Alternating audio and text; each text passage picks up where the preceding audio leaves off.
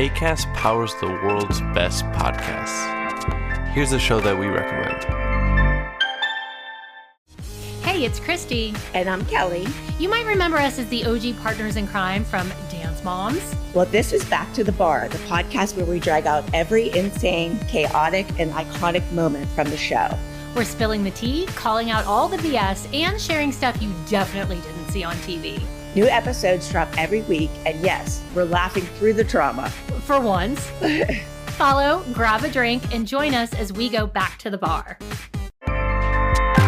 Acast helps creators launch, grow, and monetize their podcasts everywhere. Acast.com.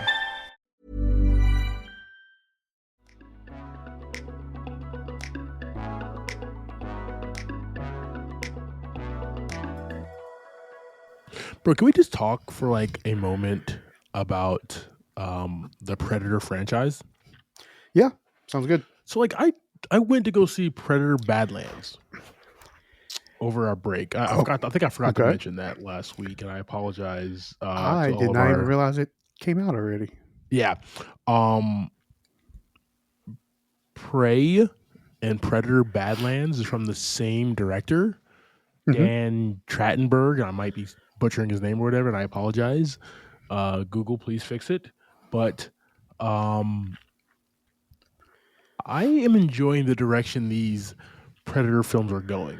I love all the directions that the Predator films have went, except for the Shane Black one. That was weird. I love Shane Black, but like every once in a while, one just gets off the rails, man.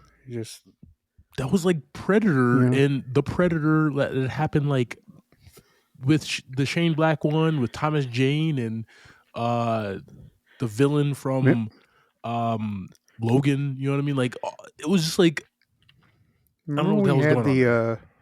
Remember when we had the xenomorph Predator, like the hybrid baby thing? That was weird. It happened at the end of AVP. And then in AVP 2, Requiem or whatever the hell it was called, we got a hybrid that was going around terrorizing the world of like in like Indiana or some shit like that. Yeah, it was basically Jurassic Park, but with an alien. with a predator, with an alien hybrid, because they're both aliens, just two different, right? Xenomorph. I mean, you're right. And Yautja. It's called a Yautja. Is what the predator is called. I found out this movie. But yeah, dude, awesome. I saw Predator Badlands. Awesome information. And dude, I will say, man, like Predator Badlands was a dope ass film. Okay. It's got a little bit of like the Disney I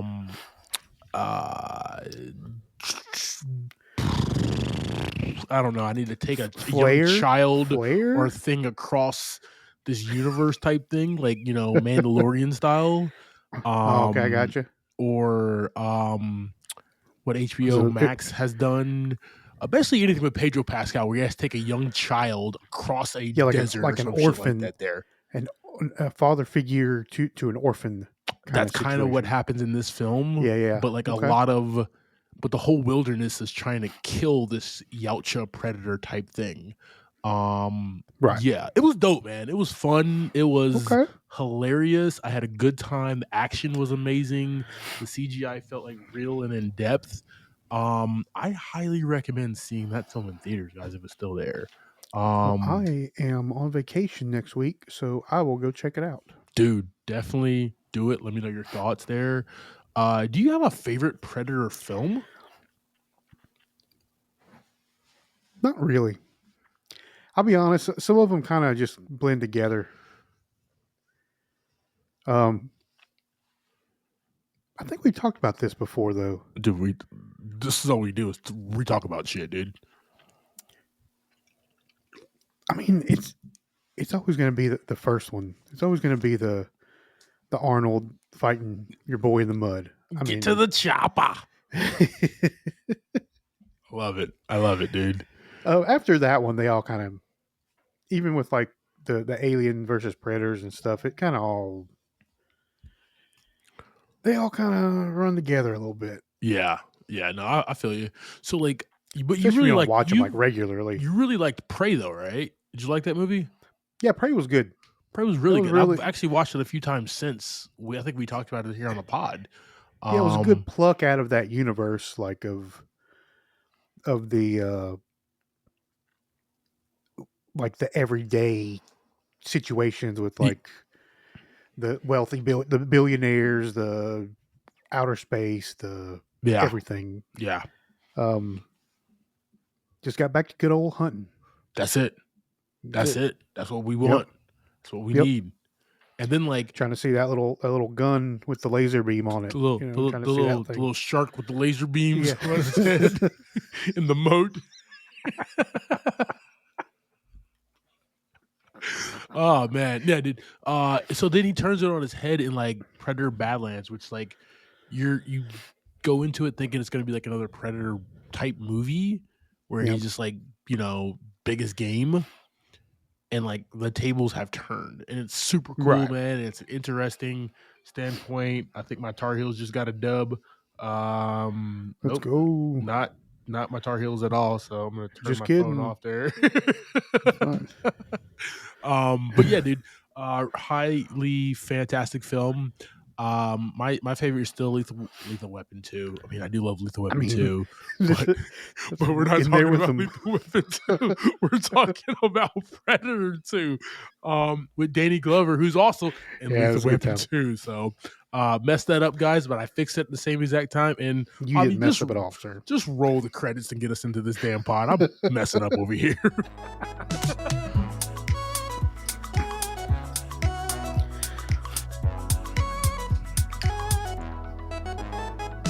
Welcome to this episode of Movie in a Pod.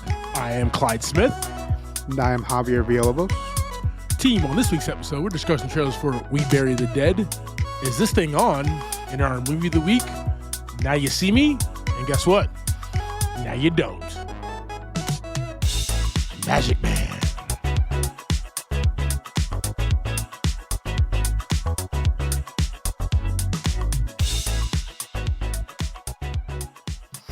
All right, team, you know the drill.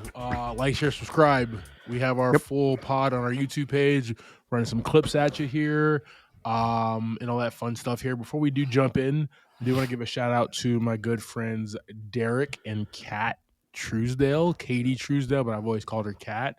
Fine. We're welcoming a baby girl into this world, man. So yeah. Oh, we gotta get right now, or like in the near future. The gender reveal happened a few hours ago. I didn't know if it was like we were in real time right now. I was excited, but we got to get some small like MIAP onesies. You know what I mean? Blue and pink. So we got to get on. Just minding your face on the front of it. So good. So good. Team, check our socials out and that link tree in our show notes. And always like, share, and subscribe. We appreciate the support, team. All right, team. We have We Bury the Dead coming at us from writer-director Zach Hilditch. After a catastrophic military disaster, the dead don't just rise, they hunt. Ava searches for her missing husband, and what she finds is far more terrifying. Daisy Ridley, Brenton Thwaites, Mark Cole Smith, and a whole host of other people as well. I'm definitely gonna watch this film because I love the zombie movies, and I'm actually like I don't mind Daisy Ridley.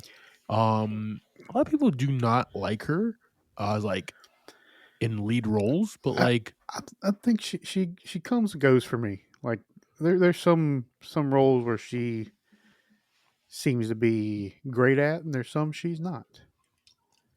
I feel like this kind of not everybody can be Paul Mescal, okay, dude. I'm sorry, okay.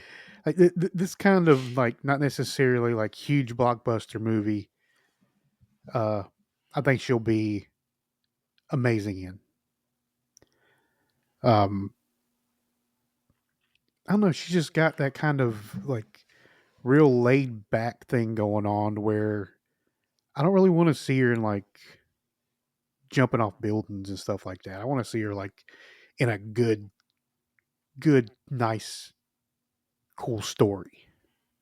You know what I'm saying? Like, You don't want to see her in an not action action film. movie stuff. Yeah, pretty much. Yeah, that's what I was gonna say. But I was trying to be real nice. Do you want to see her in a rom-com? Not really either. Yeah, because you don't like rom-coms. What the hell do you want to see her in, bro? I want to see her in a zombie movie where she's just doing whatever she's doing. Here we go. Like just a detective movie. Hey, your wish is my command. I've been asking for this bury since the dead. I first saw her to have this exact movie. Nah, I don't know. I've never really liked her in big action movies, but she's always been really good in these kind of smaller films. Yeah. I feel you, man. We Bury the Dead. The hype for this film is like it's supposed to be like, think about every zombie film that we've ever had. And all these zombies are on steroids. And I thought we got that like in 28 Days Later, and I thought we got that also in like Zombieland, but like supposedly this is even crazier, undead, cannot be stopped, will not stop type. What I've always liked out of a zombie movie is like different types of zombies in the world. Okay. Like, why should every person that turns be exactly the same kind of zombie? This one kind of looks like that. Like, it looks like it's got some that are like really on the hunt, some that are almost like ghost-like. Like there was one scene where it like shined a light in this room. There was like just a bunch of them just standing there looking at her or something. Like the ghost in Super weird, Mario, creepy when you look at them, they kind of turn around or something. I got you. Yeah. Yeah, like you can't see them. Yeah. Like I'm not here. If I don't look at them, they don't know I'm here. So you turn around though. Ooh. Yeah. No, I feel you. I feel you there. I think this looks dope, man. This is gonna be fun. Yeah. I'm always up for a good horror thriller. It's right in your wheelhouse, 90 minutes. And yeah, like I do like her in lead roles. So I just like the thing is like when we get to that part where like she finds her husband and like is her husband like did he turn? Like where's the emotional acting coming from? Or that's whatever. Let's just keep it like good horror and let's not make it cheesy. Because we can definitely go down that route easily, and we just hope that it doesn't there. But team, We Bury the Dead with us on our socials. Let us know your thoughts. Also, what is your favorite Daisy Ridley film in her amazing filmography? Let us know, team. Oh, team, we have is this thing on? After their marriage unravels, Alex faces middle age and divorce. Seeking new purpose in the New York comedy scene. Meanwhile, his wife Tess confronts sacrifices made for their family, forcing them to navigate co-parenting and identities. Team, we have, this is written by the great, the sexy, the beautiful, the chiseled jawline of Bradley Cooper. Rocket Raccoon, ladies and gentlemen. Written by Bradley Cooper, Will Arnett, and Mark Chappell, as Will Arnett graciously calls him on the pod, Chappie. So he's been talking about this film for a while. And then he got his really amazing good friend Bradley to direct this film. Mr. Cooper, as you were. This is going to be like a dark comedy, more of like a drama. But I feel like he's like acting. Like I think Will is like acting. Like this is not him, right? Because a lot of people just kind of get into their movie that they write and they kind of write a character for themselves and their kind of personality and identity. He's a lot more quick-witted and playful and fun than this, but obviously he's going through some shit here, so this is like the dark side of Will that he has written for himself, man. I'm not gonna say that I'm excited for this film, but I will say that I'm going to tune in the theaters to watch this, just because one, I have had the biggest crush on Laura Dern since like 1993 or 4 when Jurassic Park dropped. That's the only reason why I'm going to really see this film. That's it. That's the Her best reason, I and think. like that amazing blonde hair of hers. I'm gonna go watch Jurassic Park like right after this film now because of that. Yeah, I'm actually done with this pod. Thanks. Could go watch it right now. Yeah, dude. So like, what were your thoughts in regards to is this thing on trailer? Yeah, interesting, like movie like that you would see Will Arnett, and we typically see him in the comedies and things like that, and but this is kind of like a free cam kind of movie, right? Like we're walking behind them. Mm-hmm. We're not really on a set. We're not. It looks a little low budget. Yeah. And I think that's I'm sure that's kind of what they're going for, right? You want to kind of be in the grit. You want to be in the bar, right? You want to be somebody just standing in the bar watching this guy do some comedy, talking about how bad his life is. And I think they're hitting that right on the nail. But like you said, I mean, we're talking about a darker side of Will Arnett, which we don't see too often. So it makes it very interesting. Yeah. Yeah, I'll probably check this one out myself. It was a very, very short trailer for one, and we just saw like nothing but the dark side of this whole movie. Yeah, like hopefully there's some lighter side. Exactly. Yeah. Like, does he find success? Right? Is there a makeup between him and his wife? Is this just like what it is? Are they just gonna have to co-parent? Which is very like, I mean, look, life happens, relationships happen, and shit like that. But like, what comes of this, right? So that's what's exciting to see, and I like that Laura Dern's character is like a big part of the synopsis as far as like she's also battling and doing shit within this film emotionally. It's not just like his story, and like from his point of view, we're gonna see it from her side as well. Will Arnett, obviously, famous for being married to like Amy Poehler forever. They're divorced, and they have kids and shit together. So now they're co-parenting. So like, it's definitely from experience is where this is coming from, but also like a character that he also kind of created and expanded upon as well. So should be good, man. Should be good. On a lighter side, his partner, that amazing haired Jason Bateman is going to be in Zootopia 2, which is out this Wednesday, guys. So super excited about that.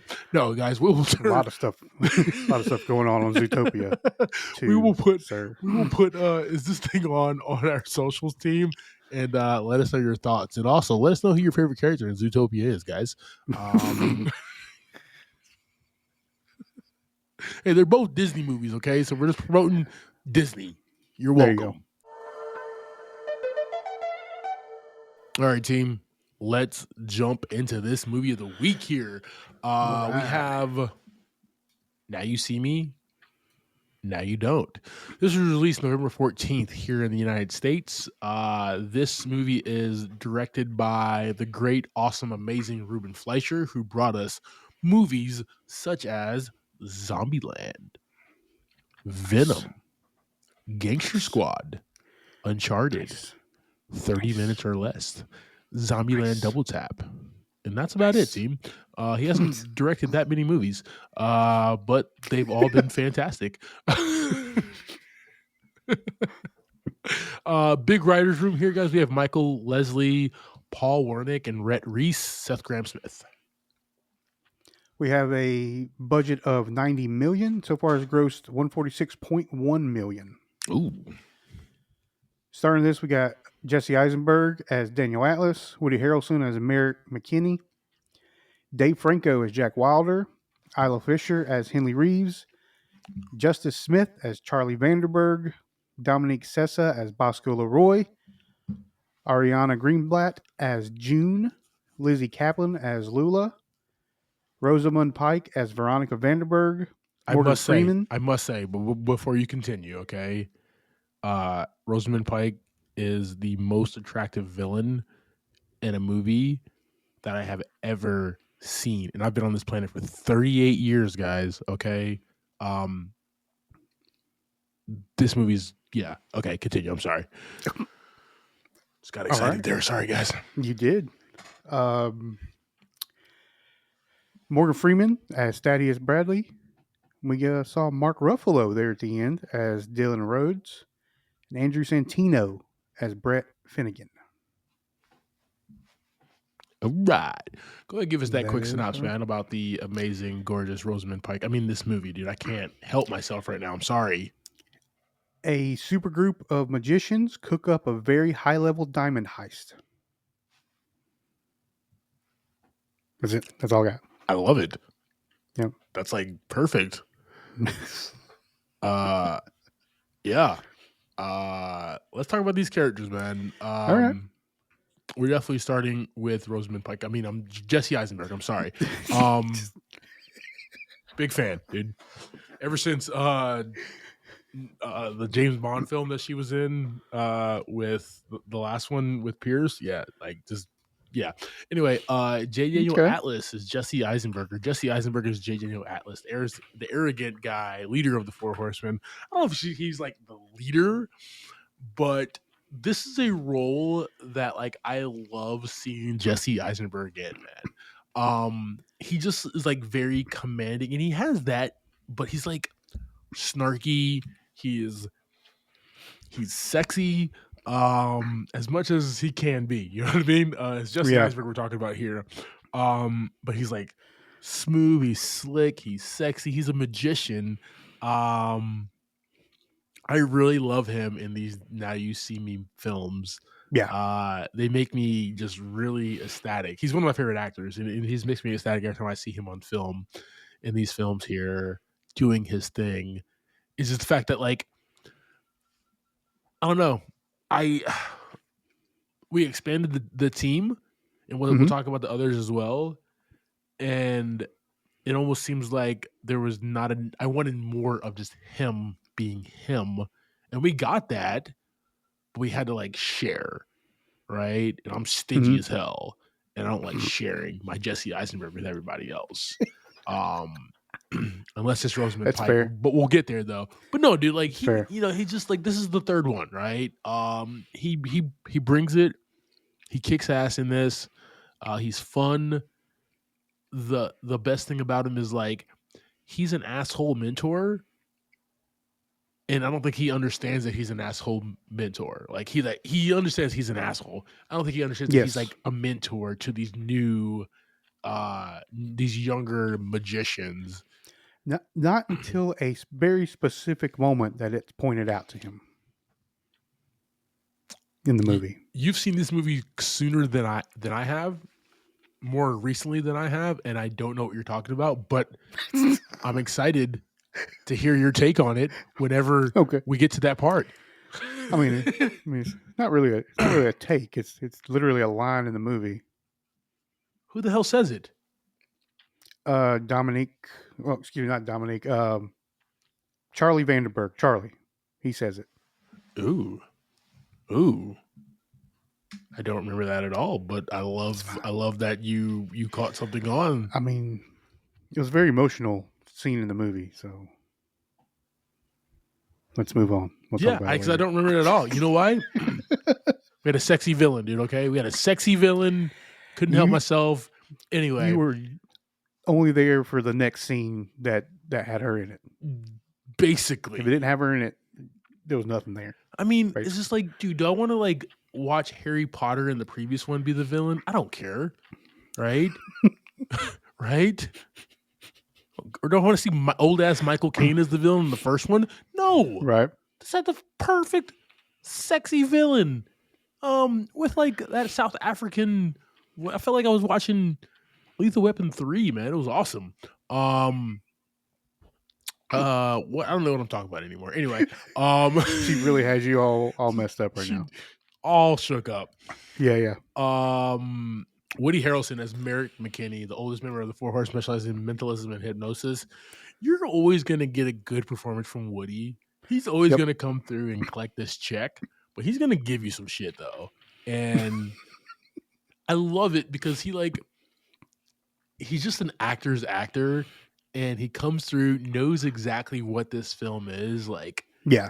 you're not winning Oscars here, right? Knows his place. You're Knows his not place as well. exactly. You're not changing the dynamic of Hollywood with now you see me, now you don't, man. Yeah. Let's just come in here. Let's just have fun with this script, with this heist, with this third heist film, and we're just gonna have a good time. We're just gonna have a good time, man. And he brings the fun. He brings the energy. Yeah, Woody's just like, I mean, what movie is Woody has been in that was not fantastic, right? And like him and Jesse working with Ruben Fleischer multiple times, right? With the Zombieland films, like it's just a match made in heaven. So fantastic pairing there. Dave Franco, Jack Wilder, Sleight of Hand and Cardistry. I love that like they keep up with like they all have their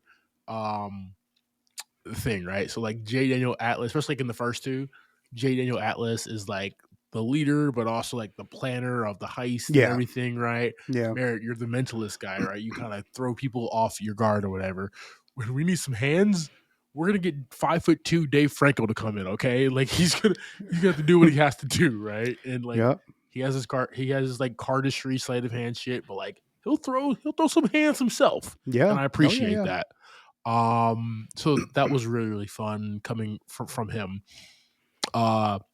We got Henley Reeves returning, Isla Fisher, dude. I really appreciated Lizzie Kaplan coming in to the second one, and we get her some more in this film later on. Right. But the return of like Isla Fisher, that was just really cool, man. That was just really effing cool that we got her back in this film, and how all these people come together as well was really fun. Where at first you are thinking, I'm not going to spoil anything, but you're thinking it's like the organization that they do magic for, they do these heists for, it's like bringing them together, right? And you're just like, oh, well, they need Henley off, even though like she's a mom and she's gone and everything. They need her back in the thing. Why did they need her, right? What was wrong with Lula May? Why didn't they call her up or whatever? You know what I mean? Well, so you have all these questions that do get revealed later on. And what's really cool about that kind of story is this movie and them bringing people back like that. It really doesn't matter, like, because the movie itself stands kind of alone. Yeah, agreed. Even with that, like being, a thing from the other two movies. Yep. If you had never seen those two movies, it flows great, even without those other two movies. Like, I agree, man. It gives you enough backstory that you don't really have to be like, oh man, I should have saw those other two movies. It doesn't matter. Doesn't matter at all. It worked out great. You just know. You just go, okay, cool. You just know you're gonna see some magic. They're gonna rob somebody. They're like Robin Hood, okay? They're Robin Hood magicians, is what they are. Yeah, let's bring everybody back and add some more people. Yep. All right, here we got Justice Smith as Charlie Vanderberg, that's his reveal to be his name. But he's like the mastermind, right? He's the first of the new set of magicians, and he's the one who like helps them out with their heist in the beginning against Brett Finnegan, the cryptocurrency guy. But he doesn't want to be in the limelight, and that's weird to Atlas, because like most magicians, including like Henley, right? They just don't want to be a side character. They don't want to be an assistant or anything. They want to be like the front man or woman. So it's weird dealing with Charlie, who just wants to be like behind the scenes and everything. That was super weird. But Yep. things get revealed as to why, and you know, It's a whole thing. that's what's fun. That's what's definitely Yeah. fun there. Dominic Sessa, Bosco Leroy, an impressionist. Dude, this kid's from Cherry Hill, New Jersey. I did not know that, man. Dude, I grew up near Cherry Hill, New Jersey. Dude, that's what's up. God dang, he's also only like 23 years. He's a child. Wow. Anyway, Yeah, I mean, all three of them are very young. Justice Smith is 30. He's an old man, but you know, black doesn't crack, you know what I mean? Ariana Greenblatt, who we're talking about, she is literally 18 years old. She's the baby. Anyway, but yeah, he's the impressionist who can do like voices, and the fact that he's able to do Atlas, McKinney, Wilder, and Reeves, talented. That was awesome. But yeah, he was the one who like that was really, really cool in the beginning, just showcasing literally like all of his skills. I really did appreciate that. But he does some really cool stuff later on as a impersonating this person and that person, just to kind of like help get through these different heist scenes and everything. I really did appreciate it. He did a lot, but he really went in hard on the photographer. Dude, because it was just like, it was fun and sexy, man. Yeah, like it was good. Made me want to be the photographer myself, man. You got to be that close to Veronica Vanderberg. Lucky guy. Right. I'm drooling again. I'm sorry. Ariana Greenblatt as June, whatever her last name is, a lockpicker and expert pickpocketer. She also had some like Dave Franco type Jack Wilder skills, right? With like the getting away, kind of throwing hands and everything. I love in this movie, it's not like you would think it's like Woody Harrelson being like the bigger guy, right? Or like even like Jesse kind of throwing hands if need be. But it's like the two smallest people are the ones who are like so good, throwing hands and shit like that. That's fun. That's turning it like on its head. You know what I mean? I really enjoy that. And it was awesome, like seeing her in this role of like really being up front. Yeah, like we've seen her in a lot of stuff coming, you know, playing like younger people, Borderlands, which was okay, but I mean, this role for her and what she did in this movie was fantastic. Agreed. Like, I thought she really stood out, like from the whole cast. Oh yeah. As far as like a younger actor. Agreed, man. I really enjoyed her in this film as like just a part of this super team, these super horses. You know what I mean? Yeah. All right. We got her again, Lula May, Lizzie Kaplan. I will say this, man. I've loved Lizzie Kaplan since I saw her and what's not the Lizzie McGuire movie? Not Bridesmaids. What's the other Pink movie? We wear pink on Wednesdays. What the hell is that movie? What the hell is that movie? What the hell is that movie? Team. We wear pink on Wednesdays. Is that the line? Yeah. What the heck is that movie? I don't know, man. Why is it not coming to me right now? You know what I could do? I could click on her name right here and see what movie it is, and it's called Mean Girls. Mean Girls? That's the movie. I got it. That's the movie. Okay. But I loved her in Mean Girls. I loved her in Hot Tub Time Machine. Yeah. And then she was in like a bunch of other things, but she was in Now You See Me Too. And I've just like always enjoyed Lizzie Kaplan's performance on screen. She's always been fantastic. She was also in Showtime's Master of Sex. That was a really good film as well. Do not recommend the kids watching that, team. Yeah, so she comes back and she helps get Master of Disguise, and she helps get the team back on track when they get stopped there. So it's just like, I love that everybody specializes in something, right? Some type of magic, some type of sleight of hand, some type of something or other. The super team is here to do, man. And it's just really fun to just have all these different types of magicians and stuff like that. come together, man. It's literally like the Avengers, but for magic. Yeah, I really enjoy that. Okay, That's kind of cool. like my theme in a second. Super excited. But first we got to talk about Rosamund Pike. Okay, she's hot. The head of the diamond company involving a money laundering dude.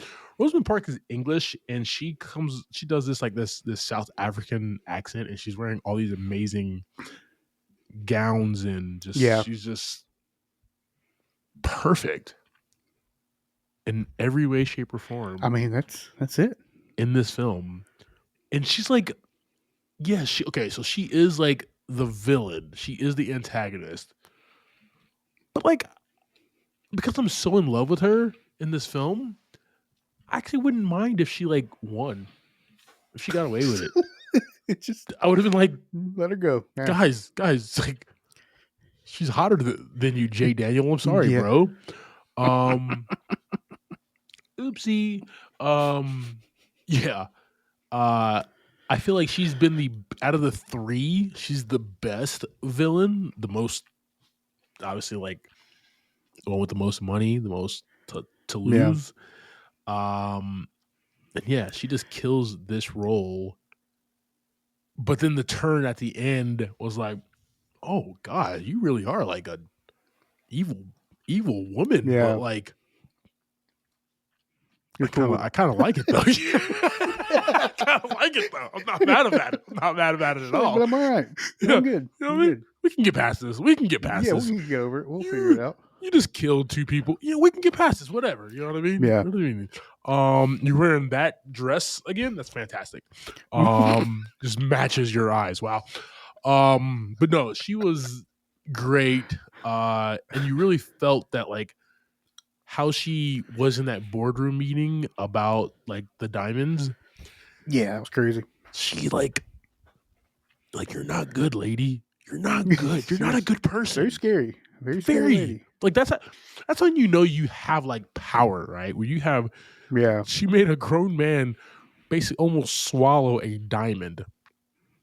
In front of everybody else in the boardroom. So she's just like, you little peons. Yeah. I'm the shit. You're not. Loved it. Best villain in the trilogy. Morgan Freeman, Thaddeus Bradley, retired magician turned debunker. Yeah. I just love seeing Morgan Freeman. Actually just watched Kiss the Girls, which is a movie he made back in like 94, 95. As Alex Cross. So anything Morgan Freeman does, fantastic. It was good to see him here, man. It was unnecessary, but we did see him, and he helped the team out. We're just gonna jump into it, man. What I liked about this film is what I like about all these films, right? We always have like these big, sexy locations, these sets, right? I really liked how, like, even in the beginning, right, we were just like in some underground spot in New York, right, for this big, the Four Horsemen hasn't been seen in all these years, right, and this like small cryptocurrency heist. That was cool, man. Then it was like globetrotting from there, right? Let me just say too, real quick, Andrew Santino. He just pops up and shit, and he's fantastic in it. Top of my cameo favorites, dude. Let's actually, you're right. You're right. I'm messing up here because he was part of the cryptocurrency scene, and just, I mean, this dude, also, you know, Ricky Stenicki. So Happy Gilmore too. Ricky Stenicki. He was in House Party. He was in Friendsgiving. Game Over, man. He does his thing, man. He will pop up places, and you're just like, Santino, what's up, dude? So good. He just puts it all into it, man. He puts everything he's got into it. But like, good. He's really good at being a dick. That's what I love about him in this film, right? Yes. Now, I listened to Bad Friends, him and Bobby Lee, and he's like that on there. He's just got something going on where he can be a nice guy, but he can also turn on that douchebagness, and it works so great. It's the red beard, man, is what it is. Yeah. But yeah, like the locale there where they're doing that heist against him, and then they kind of just go like end over end Yeah. everywhere. Until we're in the Sahara Desert, right? We're on this basically we get an F1 scene in this film, right? There's like so many cool things that happen and that we see in this film. I like Right. that they are always at this budget, like always upping the ante for this, man. For 90 mil, they're able to do all of this shit, and I love it. It's just fun, dude. It's just really, really This is fun. good. Yeah. Let's talk about a theme here. Yeah. Revenge. It's a dish best served cold. That's what I hear. And expanding the team. So yeah, like the Avengers, the Horsemen have to expand to stay relevant and hip and fun, not that I agree, but Hollywood and kids and shit, we gotta always Yeah. do other shit, right? Get Ariana Greenblatt. She's so hot right now, whatever. And she has many years ahead of her. Many here, I guess. Now You See Me Sometimes, I guess is the next one. Now You See Me Sometimes. Every once in a while. Maybe you'll see me tomorrow. Who knows? So she can carry on. Yeah. But yeah, like for me, I get it, right? It's that Avengers thing. Let's add to the team. Let's bring in some fresh blood. Let's expand the universe, right? And the skills, right? I understand all of that, but I would have liked to see the core four, Isla Fisher, and then them bring back Lizzie Kaplan's character as well, and like them go on another heist. But it makes sense why this team was put together, right? It wasn't just like we have these new magicians and we need you. It definitely made sense at the end, and that's what I actually really enjoyed about this film. It wasn't just a slap together like we need them. No, there's like actual real reason behind it. And wasn't all the eye. So like that's I understood and I appreciated that. Team, so that's our conversation about 2025's Now You See Me, Now You Don't. I did that at the beginning too. That's all I could think about was John Cena the whole movie. I was thinking about the Magic Man, dude. John C. Reilly from Talladega Nights. Magic Man. Dude, give me your thoughts on those, brother.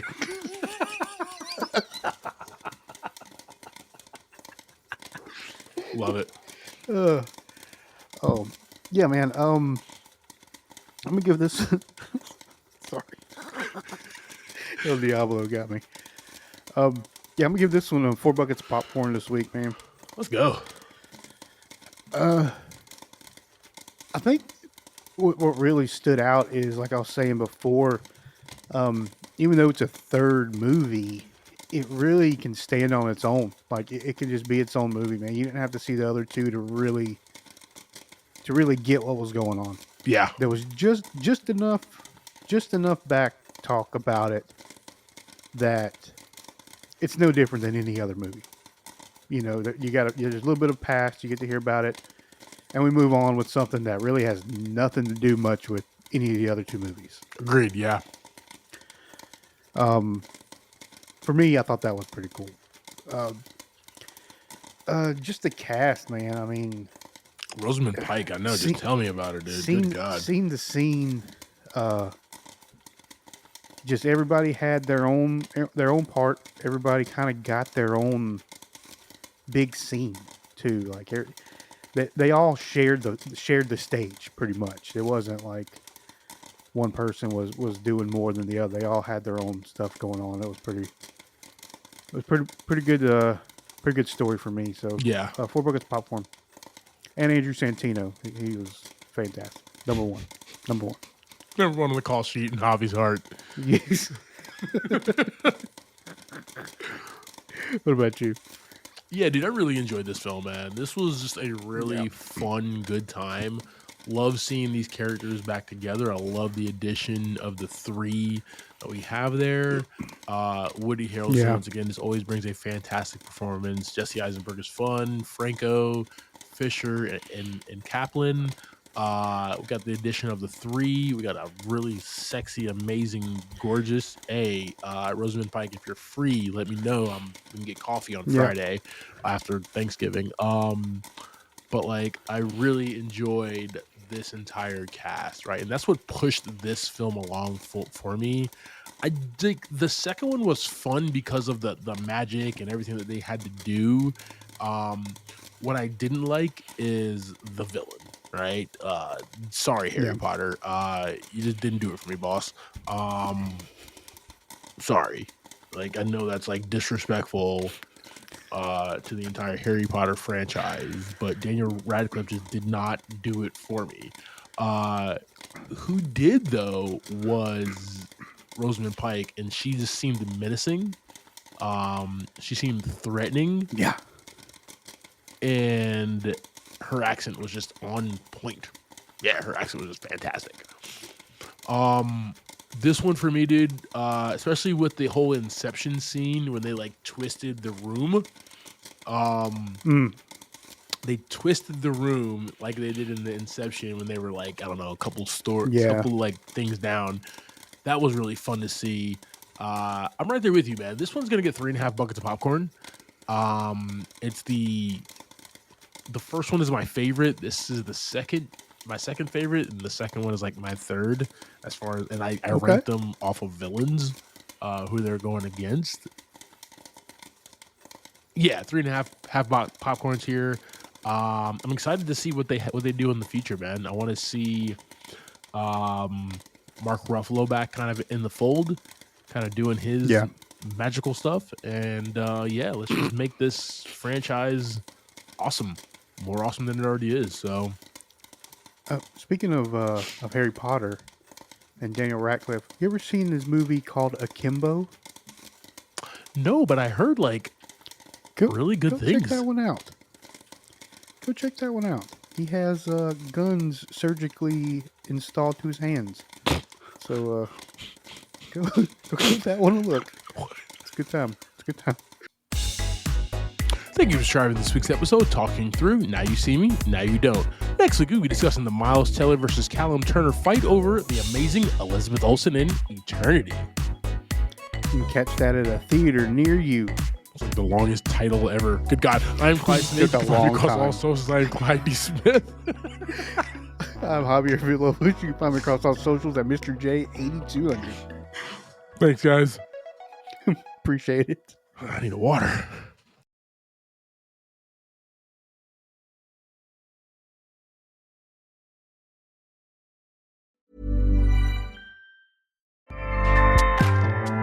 Acast powers the world's best podcasts. Here's a show that we recommend. Hey, it's Christy. And I'm Kelly. You might remember us as the OG partners in crime from Dance Moms. Well, this is Back to the Bar, the podcast where we drag out every insane, chaotic, and iconic moment from the show. We're spilling the tea, calling out all the BS, and sharing stuff you definitely didn't see on TV. New episodes drop every week, and yes, we're laughing through the drama. For once. Follow, grab a drink, and join us as we go back to the bar. Acast helps creators launch, grow, and monetize their podcasts everywhere. Acast.com.